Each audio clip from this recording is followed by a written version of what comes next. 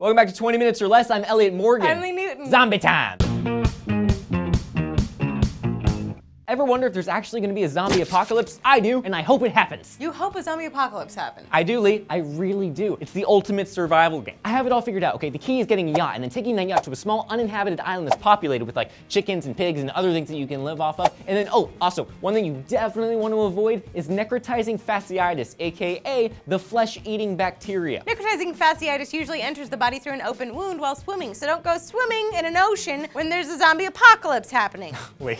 Come on, it's not that simple, okay? You can't just not become a zombie by avoiding the ocean. Don't be ridiculous, okay? The guitarist from Slayer contracted the disease from a spider bite, and a boy in South Carolina got infected when he removed rocks from the bottom of a lake, okay? So it's not just oceans. Necrotizing fasciitis is highly misunderstood, mainly because people think the bacteria itself is what eats your flesh, but no. Bacteria actually releases a protein, and that ends up doing the evil work. Phospholipase A2 and the antigens enter skin cells and start breaking them down. I should mention now that the necrotizing fasciitis differs significantly from actual zombieism, and that the flesh-eating bacteria does not have a stronghold on you that turns you into a stupefied, brain-eating madman. But if you're like me and you believe it's better to be safe than sorry, then you should know that necrotizing fasciitis is as close to a model to the real human race obliterating infection as we have right now. The protein phospholipase A2 makes cells respond by releasing something called arachidonic acid, which causes pain. Eventually, there's a huge release of T cells, which fight infections in your body. These then lead to the release of small proteins called cytokine. What happens then, Lee? The cytokines start a process which leads to the destruction of your tissue cells. Boom! There it is, zombie time.